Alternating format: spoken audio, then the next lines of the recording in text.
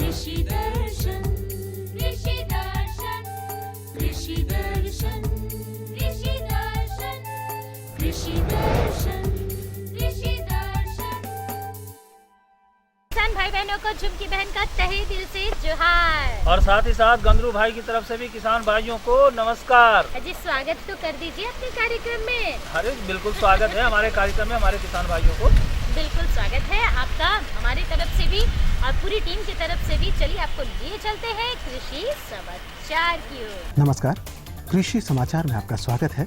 मैं हूं आपके साथ गौतम। आइए देखते हैं आज कृषि समाचार में क्या है खास। लोहरदगा में हर 2 पंचायत पर होगा एक नए मत्स्य मित्र का चयन।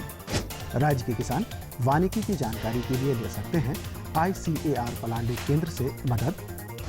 और खरीफ मक्का के बेहतर उत्पादन के लिए लगाएं हाइब्रिड प्रभेद QPM1। और अब समाचार विस्तार से। झारखंड मत्स्य निदेशालय द्वारा लोहरदगा जिले में वर्ष 2015-16 में मत्स्य बीज उत्पादन के लिए जल क्षेत्र का विस्तार और निजी क्षेत्र में मछली बीज उत्पादकों की भागीदारी बढ़ाना सुनिश्चित किया गया है। इसके लिए लोहरदगा के सभी प्रखंडों में प्रति 2 पंचायत पर एक नए मत्स्य मित्र सह बीज उत्पादक के चयन की योजना बनाई गई है। इच्छुक मछली पालक 22 अप्रैल 2015 तक जिला मत्स्य कार्यालय लोहरदगा में अपना आवेदन पत्र जमा कर सकते हैं। राइजोबियम कल्चर एक जीवाणु खाद्य है जो खासकर दलहनी फसलों के लिए काफी उपयोगी माना जाता है। इससे पौधों को नाइट्रोजन हवा से प्राप्त होता है। जैविक नाइट्रोजन से रासायनिक खाद की बचत होती है। उपज में 15 से 20% वृद्धि होती है। भूमि की उर्वरता में विकास होता है। दलहनी फसलों के बाद अन्य फसलों को भी नाइट्रोजन प्राप्त होता है। इससे 40 से 50 किलोग्राम नाइट्रोजन प्रति हेक्टेयर प्रति वर्ष मिलता है, जो 85 से 110 किलो यूरिया के बराबर है। BAU में अरहर, उड़द, मूंग, सोयाबीन, मूंगफली, चना, मसूर और मटर के कल्चर उपलब्ध हैं। राज्य के किसान वानिकी फसलों की खेती करके अच्छी आमदनी प्राप्त कर सकते हैं। जो किसान वानिकी फसलों की खेती कर रहे हैं या करना चाहते हैं, वो इस संबंध में किसी भी तरह की जानकारी प्राप्त करने के लिए ICAR केंद्र पलांडू से संपर्क कर सकते हैं। जो किसान वानिकी फसलों की खेती करना चाहते हैं तो इस संबंध में विस्तृत जानकारी और प्रशिक्षण प्राप्त करने के लिए भारतीय कृषि अनुसंधान परिषद पलांडू केंद्र से मदद ले सकते हैं। वानिकी के लिए नर्सरी लगाना हो या रोग, कीट, खाद प्रबंधन, बीजोपचार से जुड़ी किसी भी तरह की जानकारी और समस्याओं के समाधान के लिए पलांडू केंद्र से संपर्क कर सकते हैं।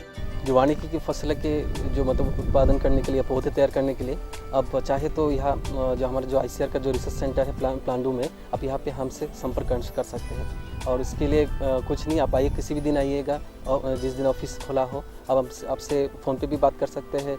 चाहे कोई नर्सरी मैनेजमेंट का आप पौधे लगा दिए, फिर नर्सरी में कोई प्रॉब्लम आ गया, पौधे में कोई कीड़ा वगैरह लग गया, बीमारी आ गया, तो आप फ़ोन से भी बात कर सकते हैं। मेरा नंबर नोट कर लीजिए। मेरा नंबर है 8603819864। आप फ़ोन पे भी बात कर सकते हैं या कभी यहाँ पे आके आप प्रशिक्षण या जो कुछ भी चाहिए आप ले सकते हैं। खरीफ के मौसम में जो किसान मक्का की खेती करना चाहते हैं, वो इस फसल से ज़्यादा उपज हासिल करने के लिए झारखंड के लिए अनुशंसित प्रभेदों का चयन करें। ये प्रभेद कौन कौन से हैं, आइए जानते हैं अपने कृषि विशेषज्ञ से। खरीफ मक्का के लिए हमने सुआन कंपोजिट की बात की है। सुआन कंपोजिट एक हमारे किसान भाई लगाएं। इसके अलावा अगर हाइब्रिड लगाना हो जिसमें क्वालिटी ज़्यादा होता है तो QPM1 लगा सकते हैं हमारे किसान भाई। बिरसा मक्का 1 लगा सकते हैं। बिरसा विकास मक्का 2 लगा सकते हैं। सूर्यमुखी का दाना निकालने के लिए किसान सूर्यमुखी थ्रेसर नामक कृषि उपकरण की सहायता ले सकते हैं। इस थ्रेसर से परंपरागत तरीके से दाना निकालने की तुलना में 50% मजदूरी की बचत तथा 30% संचालन खर्च में बचत होती है। और अब एक नजर राज्य के 5 प्रमुख शहरों के मौसम के मिजाज पर। आज राज्य के 5 प्रमुख नगरों के अधिकतम और न्यूनतम तापमान कुछ इस प्रकार दर्ज किए गए। रांची का अधिकतम तापमान 29 डिग्री सेल्सियस और न्यूनतम 19 डिग्री सेल्सियस। जमशेदपुर का अधिकतम तापमान 34 डिग्री सेल्सियस और न्यूनतम 23 डिग्री सेल्सियस। मेदिनीनगर का अधिकतम तापमान 31 डिग्री सेल्सियस और न्यूनतम 21 डिग्री सेल्सियस। देवघर का अधिकतम तापमान 32 डिग्री सेल्सियस और न्यूनतम 21 डिग्री सेल्सियस। वहीं धनबाद का अधिकतम तापमान 32 डिग्री सेल्सियस और न्यूनतम 23 डिग्री सेल्सियस दर्ज किया गया।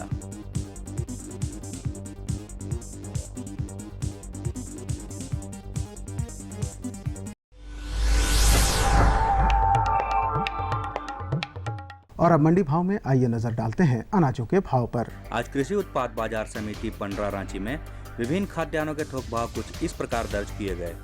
चावल मोटा 1950 रुपए से 2250 रुपए, चावल मध्यम 2350 रुपए से 2550 रुपए, चावल उत्तम 3550 रुपए से 4450 रुपए, गेहूं 1700 रुपए से 1900 रुपए, चना 3250 रुपए से 3450 रुपए, दाल अरहर 7150 रुपए से 7800 रुपए, दाल मसूर 7000 रुपए से 7550 रुपए, दाल चना 3900 रुपए से 4500 रुपए, सरसों तेल 8700 रुपए से 9750 रुपए, चीनी 3050 रुपए से 3250 रुपए, आलू 550 रुपए से 1100 रुपए और प्याज 1700 रुपए से 1900 रुपए प्रति क्विंटल रहा। कृषि समाचार में आज इतना ही। अगले दिन अगले अंक में फिर मुलाकात होगी कुछ ताज़ा तरीन खबरों के साथ। तब तक के लिए दीजिए इजाजत। नमस्कार, जोहार। किसान भाइयों, अभी आप देख रहे थे कृषि समाचार, जिसमें कृषि से संबंधित तमाम तरह की जानकारी आपको मिली। मौसम के मिजाज से भी अवगत हो गए और मंडी के भाव का भी पता चल गया। अब झुमकी बहन एक छोटा सा विराम ले लें। वो तो मुझे मालूम था कि आप लेने वाले, अरे लेने दीजिए इनको आप, लेकिन कहीं जाइएगा। चलिए तो लेते हैं एक छोटा सा विराम। अम्मा खाना दे दो ना। सबर कर गोलू, अभी दाल नहीं गली है। तू फिक्र ना कर गोलू की अम्मा, अब की बार अपनी दाल खूब गलेगी। क्या मतलब जी? अब की बार NFSM के तहत दाल की पैदावार को बढ़ाने के तरीकों को दिखाने के लिए देश में 1000 क्षेत्र चुने गए हैं, जिसमें हमारा इलाका भी आ गया है। पर इससे हमें क्या फायदा?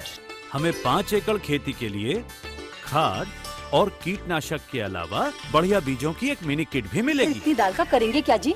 अरे भगवान, सरकार ने दलहन का समर्थन मूल्य भी खूब बढ़ा दिया है और इनकी खरीद का भी पूरा इंतजाम कर लिया है। इससे आमदनी बढ़ेगी और फिर हमारा गोलू अच्छे स्कूल में जाकर के कृषि वैज्ञानिक बनेगा। हाँ। विराम के बाद एक बार फिर से स्वागत है आप सभी किसान भाई बहनों का। बहुत बहुत धन्यवाद बैठे रहने के लिए, हमारा कार्यक्रम देखने के लिए, क्योंकि इस कार्यक्रम के द्वारा आपको भी कुछ लाभ मिलने वाला है। भैया जानकारी दीजिएगा तभी तो लाभ मिलेगा हमारे किसान भाइयों को। दे ही दीजिए ना जानकारी। चलिए किसान भाइयों को आज हम जानकारी देना है सब्जी की खेती के बारे में। किसान भाइयों, जैसा कि जानते हैं कि झारखंड सब्जी की खेती के मामले में पूरे हिंदुस्तान में जाना जाता है और यहाँ की सब्जियाँ पूरे हिंदुस्तान में जाती हैं। बिल्कुल, आयात निर्यात दोनों होता है झारखंड में। बिल्कुल बिल्कुल, और हम निर्यात ज़्यादा करते हैं। तो किसान भाइयों, आज हम आपको जानकारी देने जा रहे हैं गर्मा भिंडी की खेती के बारे में। अगर आप गर्मा भिंडी की खेती कर रहे हैं और उसमें कीट और रोग लगने की संभावना तो होती ही है झुमकी बहन, बिल्कुल होती तो है। इस संभावना को खत्म करना है, यानी आपकी भिंडी में गर्मा जो भिंडी आप लगाने जा रहे हैं उसमें किसी तरह का रोग न लगे, किसी तरह का कीट न लगे, तो हम इसका बचाव कैसे करेंगे, इसी पर आज हम आपके लिए जानकारी लेकर आए हैं। बिल्कुल, और जानकारी दे रहे हैं हमारे विशेषज्ञ डॉक्टर PK सिंह जी। मिलने किसान भाइयों जोहार। आज हम आए हुए हैं बिरसा के प्रांगण में और जानेंगे कि भिंडी फसल में कीट प्रबंधन कैसे करें। इस बारे में जानकारी देने के लिए हमारे साथ मौजूद हैं doctor PK Singh ji. Doctor साहब, भिंडी तो हमारे झारखंड राज्य में जानते हैं कि हमेशा लगता है, लेकिन गर्मा भिंडी एक अलग तरह की भिंडी होती है, तो इसमें जो कीट होते हैं वो स्टेज बाय स्टेज लगते हैं, तो प्रथम स्टेज क्या होते हैं? देखिए किसान भाई जो अभी जो भिंडी की खेती कर रहे हैं, तो कुछ किसान भाई भिंडी लगा भी रहे होंगे, कुछ किसान भाई के भिंडी में की मतलब वनस्पतिक बढ़वार हो रही होगी, कुछ किसान भाई के यहाँ फूल भी आ रहा होगा और कुछ किसान भाई के यहाँ फल भी आ रहा है जो तोड़ करके अभी बाज़ार में बेच रहे हैं। तो ये भिंडी है कि ये लगाया भी जा रहा है, कई स्टेज में भी किसान भाई के पास खेत में उपलब्ध है। तो खास करके ऐसी स्थिति में अगर देखा जाए किसान भाई को, जैसे मान लीजिए कोई किसान भाई भिंडी लगाने जा रहे हैं, तो अगर वो थोड़ी सी मतलब सावधानी रखें तो हो सकता है कि उनको आने वाले समय में कीट प्रबंधन से मतलब काफ़ी छुटकारा मिल जाए और काफ़ी लाभ भी हो। खास करके अगर ये देखा जाता है कि भिंडी में मुख्यतः 3-4 तरह के कीड़े लगते हैं। जो पहला जो बहुत ही महत्वपूर्ण कीड़ा जो होता है वो जो रस चूसने वाला कीड़ा होता है, इसमें 2-3 तरह के हैं। सफ़ेद मक्खी है, एफिड हैं, थ्रिप्स हैं। ये क्या करते हैं कि मुलायम पत्तियों से, फूलों से रसें चूस लेते हैं, और रस चूसने लगते हैं तो इससे पौधों की बढ़वार रुक जाती है, पत्तियाँ सिकुड़ जाती है, और ये जो रस चूसने वाले कीड़े हैं कई तरह की बीमारियों को भी फैलाते हैं। नुकसान तो कम करते हैं कभी कभी, बाकी दूसरी बीमारियों को ये फैलाते हैं। और दूसरा जो कीड़ा जो लगता है खास करके जैसे फल बनने शुरू होता है तो फलों में वो छेद कर देता है। छेद कर देने से क्या होता है कि फल का जो है बाज़ार मूल्य बहुत ही घट जाता है, और उससे काफ़ी किसान भाई को नुकसान हो जाता है। मुख्यतः यह 3 तरह के कीड़े जो अभी लग रहे हैं। कुछ पत्ती खाने वाले कीट भी किन्हीं किसानों भाई को खेत में देखा जा रहा है, वहाँ भी इसका प्रकोप हो रहा है। तो हमारे किसान भाई जो फसल अभी तोड़ने जा रहे हैं तो उनमें देखा जाता है कि कोई भिंडी जो होते हैं मुड़ जाते हैं, तो वह क्या है और उसके रोकथाम कैसे होगी? देखिए, भिंडी मुड़ने का यह कारण मुख्यतः है कि जब भिंडी बनता है तो उसी समय से एक फल छेदक कीड़ा आता है और वो उसमें अंडे दे देता है। अंडे देने के बाद उसमें एक छेद हो जाता है, और छेद होने के भिंडी की आकार जो जैसा बताया कि वो बदल जाता है। तो ये एक मुख्य कारण है, उससे भी काफ़ी नुकसान होता है। तो जैसा हम बताया कि किसान भाई मान लीजिए अगर भिंडी लगाने जा रहे हैं तो खास करके उस समय अगर भिंडी जहाँ लगा रहे हैं खेत के चारों तरफ एक लाइन मक्के की लगा दें, ट्रैप क्रॉप जिसको बोलते हैं, या ज्वार के लगा दें, तो उससे क्या होगा कि वो जो फल छेदने वाला कीड़े के जो पतंगे होते हैं ना वो कम लगते हैं, वो उड़ के आते नहीं हैं और उससे वो भाग जाते हैं। तो मेरा पहला सुझाव होगा जो अगर किसान भाई लगाने जा रहे हैं तो ये करें, तो शायद वो फल छेदने वाला कीड़ा का प्रकोप बहुत कम हो। और दूसरी बात है, अगर मान लीजिए किसान भाई लगा दे रहे हैं, अगर सही ढंग से काम कर रहे हैं अपना वो, तो क्या होता है कि फल को जब भिंडी को लगाते हैं तो उसके 28 दिन के बाद किसान भाई अपने खेतों में एक पीला प्रपंच होता है। पीला प्रपंच मतलब किसान भाई उसको बना भी सकते हैं, कोई खेत में अपने घर में जो एक चदरा हो या कोई पीले का दत्ता हो, उसे रंग के उसमें अलसी का तेल लगा करके उसको अपने खेतों में लगा दें जहाँ तहाँ। तो इससे क्या होता है कि जो फल चूसने वाले जो कीड़े हैं, जो रस चूसने वाले कीड़े हैं, खास करके सफ़ेद मक्खी जो होती है, वो आ करके उसमें चपक के मर जाती है, तो उससे भी काफ़ी नियंत्रण हो जाता है। और जैसा आपने पूछा हमसे कि जो फल टेढ़ा हो जाता है, तो अगर किसान भाई जब फल बनता है तो 42 दिन के बाद अगर वो नीम से निर्मित दवा, सबसे बढ़िया होगा नीम बीज कर्नल एक्सट्रैक्ट 5%, जो कि किसान भाई अपने बना भी सकते हैं। मतलब 20 केजी बीज को चूरा बना करके नीम के बीज को रात भर पानी में डाल दीजिए, सुबह छान लीजिए, उसके बाद उससे छिड़काव करें। और इससे अच्छा ये होगा कि उसको 7 दिन के अंतराल पर उसका छिड़काव करें, तो इससे भी होगा कि भिंडी में जो फल छेदने वाला कीड़ा है वो नहीं लगेगा। अगर ज़रूरत पड़ती है तो एक छिड़काव नीम का बीज एक्सट्रैक्ट का किए, और उसके बाद कोई भी एक कीटनाशक दवा इमिडाक्लोरोपिड या साइपरमेथ्रिन या क्यूनोल्फास, जिसकी 1 मिलीलीटर मात्रा को 1 लीटर पानी में मिला करके उसका बीच में अगर छिड़काव कर दें तो इससे भी काफ़ी बचाव हो जाएगा। बाकी मेरा यहाँ सुझाव होगा किसान भाई खास करके जहरीली कीटनाशक का प्रयोग ना करें, तो उसके लिए सबसे बढ़िया अभी उपलब्ध ये भी है कि 42 दिन के बाद अगर ट्राइको कार्ड होता है, अगर उसको 4-5 ट्राइको कार्ड, इसमें 20,000 एक अंडे होते हैं, करने का मतलब है 1 लाख अंडे पर हेक्टेयर, अगर उसको भी लगा दें तो उससे भी जो है भिंडी में जो फल छेदने वाला कीड़ा है उससे भी उसका प्रकोप नहीं होता है। दूसरे किसान भाई जो गंध पास भी लगा सकते हैं, उससे भी वो मॉनिटरिंग कर सकते हैं कि उसकी भिंडी में लगने वाले कीड़ों को। तो गंध पास लगा करके खेतों में रख दें, वो बाज़ार में उपलब्ध है। उससे भी होता है कि बहुत सारे कीड़े उसमें आके फेरोमोन ट्रैप्स में फंस के मर जाते हैं, तो उससे भी उसका नियंत्रण हो जाता है। अगर इस प्रकार से किसान भाई करेंगे तो काफ़ी उनको लाभ होगा। तो अब हमारे किसान भाइयों के जहन में एक सवाल आता है कि जब भिंडी लगाते हैं तो कुछ पत्ते पीले हो जाते हैं, और जिसके कारण उनके फल भी पीले हो जाते हैं और बाज़ारों में दाम कम मिलते हैं। तो इसका क्या निदान है, और हमारे किसान भाई इसका ज़्यादा से ज़्यादा निदान कैसे कर पाएं? ये देखिए, बहुत ही अच्छे बात प्रश्न पूछा आपने। खास के पत्तियां पीली हो जाती है तो एक मोज़ेक बीमारी होती है जो उससे पत्तियां पीली हो जाती है, एक वायरस जनित बीमारी है। तो इसमें खास कर किसान भाई को ये ध्यान देना चाहिए कि जो बीज जो खरीदते हैं ना, किसी भी अच्छी जगह से खरीदें, ताकि वो बीज में वो रोग का कोई अंश ना हो। और जब किसान भाई लगा रहे हैं, भिंडी लगा रहे हैं जहाँ भी, तो देखें कि कोई भी खेत में अगर पीला पौधा दिख रहा है तो उसको तुरंत उखाड़ करके ज़मीन में गाड़ दें। अगर ऐसा नहीं करेंगे तो वो जो सफ़ेद मक्खी या रस चूसने वाले कीड़े हैं वो पीले पौधे को खाएंगे, और खाने के बाद अगर स्वस्थ पौधे में जाएंगे तो वो बीमारी को फैला देते हैं। तो खासकर जैसा मैंने बताया, सफ़ेद मक्खी कीड़े के लिए येलो ट्रैप लगाने के लिए, और अगर उस समय उससे करें, और नहीं तो कोई एक दवा आती है बाज़ार में उपलब्ध है, खास करके मिथाइल ओडेमाटोन या इमिडाक्लोरोपिड या कोई भी सिस्टमिक दवा, उसकी 1 मिलीलीटर मात्रा, जैसे इमिडाक्लोरोपिड की 1 मिलीलीटर मात्रा को 1 लीटर पानी में मिला के छिड़काव करें। और यहाँ सबसे अच्छा ये होगा किसान भाइयों के लिए कि पीला ट्रैप लगाएं, और जैसे कि मैंने बताया उसको किसान भाई अपने बना भी सकते हैं, क्योंकि वो सफ़ेद मक्खी या नुकसान कम करती है और वो बीमारी ज़्यादा फैलाती है, तो इससे भी उससे काफ़ी नियंत्रण हो जाएगा और किसान भाई को काफ़ी लाभ होगा। डॉक्टर साहब, चलते चलते हम आपसे जानना चाहेंगे कि जो हमारे किसान भाई अभी गर्मी के मौसम में भिंडी लगाना चाहते हैं तो विशेष सावधानी क्या बरतें? अभी के समय में जो किसान भाई खेती लगा रहा है, जैसे मैंने बताया कि जहाँ भी भिंडी लगा रहे हैं चारों बगल मक्के की एक लाइन लगा दे खेत में, जो कि एक ट्रैप का काम करेगा। और दूसरी बात है किसान भाई बीज उपचार करके लगाएं और बीज कोई प्रमाणित जगह से ही लें, जैसे है तो वो अच्छा रहेगा, क्योंकि उसमें अगर बीमारी नहीं होगा उसका बीज उपचार कर लें। बीज उपचार करने के उपरांत उसको पंक्तियाँ में ही लगाएं। खास करके पंक्तियों में लगाने से ये होता है कि पौधों को अच्छा धूप मिलता है, प्रकाश मिलता है, सब कुछ मिलता है, तो इससे पौधे की ग्रोथ अच्छी होती है। और आपको भी किसान भाई को भी कोई भी खेत में देखने में घूम करके आसानी से देख सकते हैं, मॉनिटरिंग कर सकते हैं, उससे भी उनको मतलब बहुत सारे कीट पतंगे लगे हैं तो दिख जाता है। और खेतों में खासकर गर्मियों के समय में घास पात को बिल्कुल हटा कर रखें, मेड़ों को भी साफ करके रखें। इससे ये होगा कि अगर खेत में घास पात निकाल देंगे तो पत्ते खाने वाले कीट का भी प्रकोप नहीं होगा, और सफ़ेद मक्खी जो भी अल्टरनेट होस्ट पर रहती है, दूसरी जगह रहती है, वो भी उसका भी प्रकोप बचा हो जाएगा। तो इससे पौधों की अच्छी बढ़वार भी होगी और अच्छा लाभ भी होगा।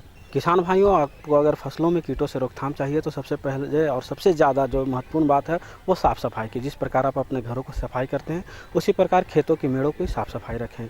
और डॉक्टर साहब ने एक बहुत ही अच्छी जानकारी दी कि जब भी आप फसल लगाएं तो किनारे किनारे मक्का का खेती लगा दें, जिससे कि फसलें उस पर चली जाएंगी और आपकी जो मुख्य फसल है वो उसका बचाव हो जाएगा। डॉक्टर साहब, आप हमारे इस कार्यक्रम में आए और इतनी महत्वपूर्ण और अच्छी जानकारी हमारे किसान भाइयों को दी, इसके लिए आपका बहुत बहुत धन्यवाद। किसान भाइयों को भी नमस्कार। मजा आएगा ना भिंडी का भुजिया, क्या कह रहे हैं भाई, ये भिंडी का भुजिया हम लोगों को तभी मिलेगा जब हमारे किसान भाई इसका उत्पादन बड़े पैमाने पर करेंगे जी। आपको विश्वास नहीं है हमारे किसान भाई बहनों? बिल्कुल विश्वास है, लेकिन एक और छोटा सा विराम हो जाए तो कैसा रहेगा? देख रहे हैं ना, कहीं जाइएगा नहीं। अरे जोहार मोहन दादा।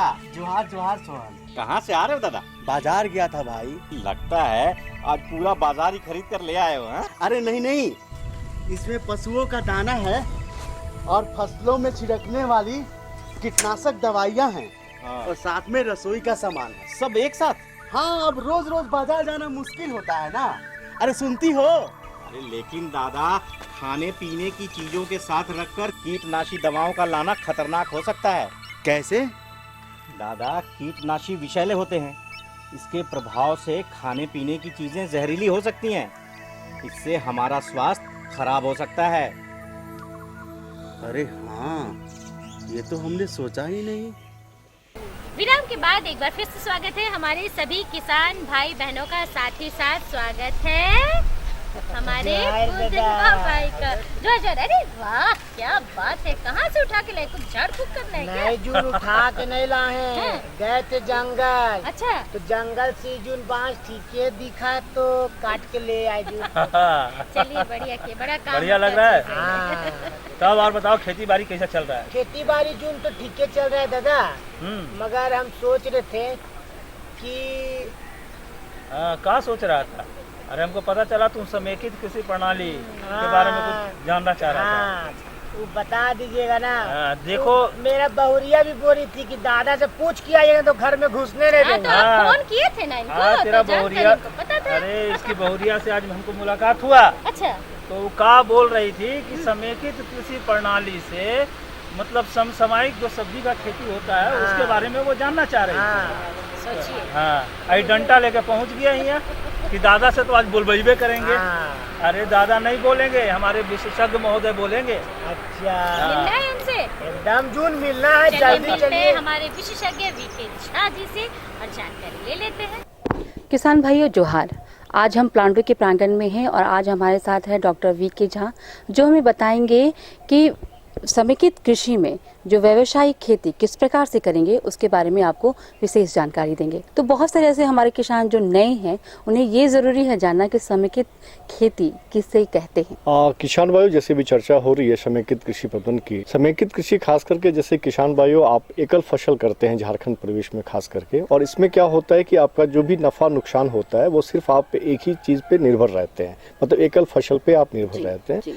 लेकिन किसान भाइयों, जब हम आपकी जो भी क्षेत्र के भूभाग हैं इसमें जब हम वर्गीकृत खेती करते हैं और खास करके इसमें आप विभिन्न तरह के फसलों को आयाम करते हैं, और ख़ास करके जैसे कि इसमें हमारी जैसे कि दलहनी फसल है, तिलहनी है, सब्जियां हैं, फलों हैं, आप अगर पशुधन पाल रहे हैं तो उसके लिए चारा हो गया, तो इस तरीके से आप, और ख़ास करके आप जैसे इसमें आपके पास अगर पशुधन है, इसमें अगर ज़मीन का कहीं निचला भूभाग है तो उसमें मत्स्य पालन है, मछली पालन कर रहे हैं, साथ में वैकल्पिक आय के हेतु आपका जैसे कि इसमें आप खुम उत्पादन जो मशरूम प्रोडक्शन उत्पादन कहते हैं, या फिर आपका वर्मी कंपोस्ट उत्पादन हो गया, या फिर आपने अगर इसमें मुर्गी पालन कर रहे हैं, या फिर आप इसमें मान के चलें बकरी पालन से जुड़े हैं, तो इन सभी विभिन्न आयामों से जो हमारा इनकम आता है, तो आपकी एक पे निर्भरता खत्म हो जाती है।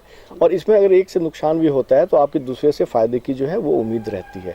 और खास करके इसमें जब हम करते हैं, एकीकृत कृषि में करते हैं, तो इसमें क्या होता है कि हमें सबका मुनाफा मिलता है। तो सबके मुनाफा मिलने से क्या होता है कि आपकी एक की पे जो निर्भरता है वो खत्म हो जाती है। और सबसे दूसरी चीज़ क्या होती है कि जैसे कि इसमें आप एक हमारा जो एक का जो बाई प्रोडक्ट होता है वो हम दूसरे को इसमें इनपुट में भी इस्तेमाल करते हैं। जैसे कि आप अगर गौ पालन कर रहे हैं तो गौ पालन से जो आपकी गोबरें आ रही हैं, उससे आपका जो फार्म यार्ड मेन्योर तैयार हो रहा है, उससे आपकी वर्मी कंपोस्ट तैयार हो रही है। तो इस तरह से जैसे कि आप झारखंड परिवेश में बात करें, जैसे बहुत ऐसे फसलें हैं जो कि आप एज ए बॉर्डर प्लांटेशन भी कर सकते हैं, जैसे कि पशुओं को चारा मिल जा रहा हो, या फिर हम उसमें लाह की खेती, फ्लेमिंजिया स्पीशीज़ है, तो उससे हम करें। तो इस तरीके से क्या होता है कि समेकित कृषि प्रणाली से हमारी क्या होती है कि आपकी जो अनाजों का उत्पादन है, विभिन्न तरह के आप फसलों का उत्पादन करते हैं, और साथ में क्या होती है कि आपका पोषक तत्व जो मिट्टी में खास करके जब आप अन्य फसलों का समायोजन करते हैं तो मिट्टी में पोषक तत्व भी बनी रहती है। और इसमें क्या है कि आमदनी का जरिया बढ़ता है। और सबसे बड़ी बात किसान भाइयों, जो आप एकल फसल उत्पादन करते हैं उसके जगह पे आप इन तमाम सभी चीज़ों को एक जगह आप करते हैं, तो यह सुनिश्चित रहती है कि आपकी पोषक तत्व भी आपको उसके सेवन करने से आपको प्राप्त होगा, जो कि हमारी कुपोषण भी एक बहुत बड़ी समस्या होती है किसान भाइयों को। तो इन सभी चीज़ों का जो खास करके बाजार भाव में आपको इसमें अधिक उत्पादन मिलता है, तो उनको हम एक जगह पे 1 एकड़ के मॉडल में या 1 हेक्टेयर के क्षेत्रफल में हम इसको करते हैं, ताकि हमारी समेकित कृषि प्रणाली होती है जो हमारे किसानों के लिए काफ़ी लाभदायक होती है। डॉक्टर साहब, आपने बहुत अच्छी बात बताई कि समेकित कृषि से जो है हमारे किसान भाई बहुत लाभ जो है उठा सकते हैं। हमारा दूसरा सवाल डॉक्टर साहब ये है कि जैसे कि अभी ग्रीष्मकालीन की अभी गर्मी का मौसम चल रहा है, तो गर्मी के मौसम में कौन कौन से ऐसे फसल हैं, पौधे हैं, और अभी आपने चर्चा की जो है गौ पालन के लिए जो है बहुत सारी चारे वगैरह भी हैं, तो ये क्या है, कैसे करेंगे, उसके बारे में बताएं। हाँ किसान भाइयों, जैसे कि अभी गर्मी का समय है, और ख़ास करके जब हम रबी की फसल हम ले लेते हैं और उसके बाद जैसे कि आपकी अभी गर्मा फसल में करना होता है, तो जैसे हमारी लत्तेदार सब्जियां होती हैं, बहुत अच्छी हमारे झारखंड प्रदेश में होती हैं।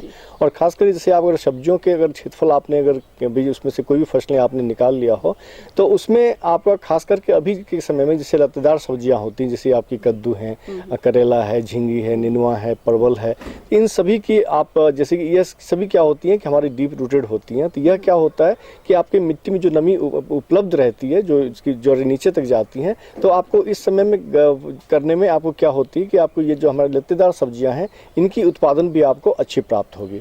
खास करके जैसे कि अगर पशुधन आपके पास है, तो जैसे इसमें आप शौरगम फसल आती हैं तो उनका, या फिर बरसी में, तो ये भी आप उसमें जो है आप कर सकते हैं। तो इस तरह से क्या है, चारा भी आपके सामने पास जो है उपलब्ध रहता है। और दूसरी चीज़ें होती है खास करके समेकित कृषि प्रबंधन में, जैसे कि आपने अगर रबी में जो भी आपने फसलें किया, उसका जो भी आपके उसमें खरपतवार आए हैं पूरे खेत में कहीं पर भी, तो उसको आप इकट्ठा करके उसको फिर हम सब वर्मी कंपोस्ट में तैयार करते हैं। तो वर्मी कंपोस्ट का मतलब किसान भाइयों यह नहीं होता है कि हमें सिर्फ गोबर की खाद से ही बनाने हैं।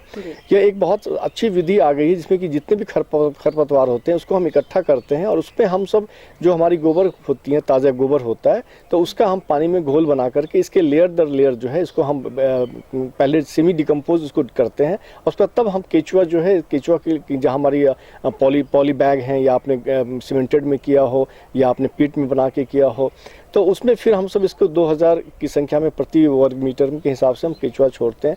तो समेकित कृषि प्रणाली में आपके पास ये उपलब्धता रहती है। या खास करके जैसे आपके पास अगर आपने अभी धान लिया हो, तो धान से फिर जो आपके पुआल आ रहे हैं, ये तो मवेशी के लिए हो गया, और साथ में जैसे आप मशरूम के लिए भी इसका एज आप सब्सट्रेट तैयार कर सकते हैं। तो तकनीक समेकित कृषि प्रणाली में यह होती है कि आपको यह जानकारी होनी चाहिए कि हम वैकल्पिक आय के साधन के लिए किन किन चीज़ों का हम समायोजन आप अपने यहाँ करें, खेतों पे करें, ताकि इससे आपकी जो है आर्थिकी बढ़े। तो डॉक्टर साहब, ये तो हुई समेकित कृषि की प्रणाली के बारे में आपने बताई, और जैसे कि सिंचाई व्यवस्था भी, क्योंकि गर्मी का मौसम है, ग्रीष्मकालीन है, तो सिंचाई व्यवस्था क्या होनी चाहिए उसके बारे में बताएं। निश्चित तौर पर समेकित कृषि प्रणाली में सिंचाई की भी खास किसान भाइयों आपके पास कुआं रहता है और खास करके इसमें जैसे हमारे पास सिंचाई की जो साधन होती है तो निश्चित तौर पे आपको नमी को बचाना है, क्योंकि पानी की इसमें निरंतर आवश्यकता होती है।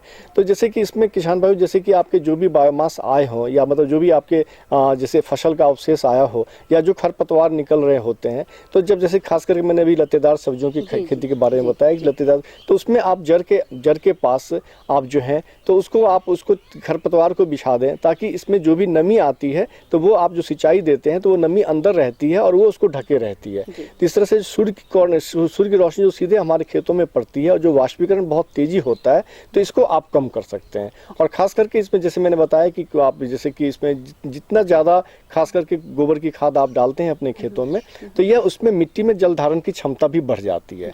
तो निश्चित तौर पर समेकित कृषि प्रणाली जब आप अपनाते हैं तो आपके पास अगर पशुधन में गाय वगैरह हैं या भैंसे वगैरह हैं, मवेशियाँ हैं, तो उनके जो फार्म यार्ड मैन्योर्स होते हैं इसका अधिक से अधिक अपने खेतों में आप इस्तेमाल करें, या फिर वर्मी कंपोस्ट जो आप तैयार करते हैं तो इसको भी अपने खेतों में, जैसे मैंने कहा कि जैसे कि लत्तेदार सब्जियां हैं तो इसको आप कोशिश करें कि आप इसको जैसे कि 1 क्यूबिक फीट का गड्ढा करके उसमें फिर आप ये 3 से 4 किलो अब जैसे आपका गोबर की खाद हो गई या फिर वर्मी कंपोस्ट हो गया 500 ग्राम, तो इनको या करंज की खल्ली हो गया, नीम की खल्ली हो गई, तो इनका जरूर आप उसमें गड्ढों में आप उसमें इस्तेमाल करें ताकि जो आप सिंचाई करते हैं तो उसमें क्या पानी उसमें संचित रहता है। तो यह जो है आपके समय के अंत, अगर दो सिंचाई में आपके अंतराल भी आते हैं तो यह पानी पौधों को उपलब्ध रहता है। तो इन चीज़ों को किसान भाइयों आपको जरूर सेवन करना चाहिए जिससे कि आप सिंचाई की जो पानी का सदुपयोग इस्तेमाल कर सकें। तो किसान भाइयों आपने देखा कि हमारे विशेषज्ञ ने आपको बताया कि अगर आप समेकित कृषि करते हैं तो आपको कितनी लाभ हो सकते हैं। डॉक्टर साहब आप हमारे इस कार्यक्रम में आए और इतनी अच्छी जानकारी दी हमारे किसान भाई के लिए, उसके लिए आपको बहुत बहुत धन्यवाद। नमस्कार जी किसान भाइयों, अगले अंक में फिर मुलाकात होगी कुछ और नई जानकारियों के साथ। तब तक के लिए दीजिए इजाजत। नमस्कार, जोहार। क्या बात, अब बहुरिया को जाके बढ़िया से समझा देना। अब बहुरिया को भी बताएंगे जून, और मेरा दादा लोग है ना गांव में उन लोग को भी बताएंगे। हाँ, ये बहुत बढ़िया बात है। देखो हम तो किसान भाइयों से भी कहेंगे कि किसान भाइयों आपको जो भी जानकारी मिलती है, जहाँ से भी जानकारी मिलती है, अगर वो सटीक जानकारी है तो उस जानकारी को आप सब में बांटें। अगर आप बांटेंगे तो सबको लाभ मिलेगा। तो अब हमारे कार्यक्रम का समय भी समाप्त होने वाला है। तो हम अपना पता बांट देते हैं पहले। बिल्कुल बिल्कुल बांटिए। फटाफट कागज और कलम उठाइए और हमारा पता नोट कीजिए। हमारा पता है कार्यक्रम कृषि दर्शन, कृषि प्रकोष्ठ द्वारा केंद्र निदेशक, दूरदर्शन केंद्र, रातू रोड, रांची, 3 संख्या 834001। तो किसान भाइयों इसी के साथ हम सबों को दीजिए अनुमति। नमस्कार।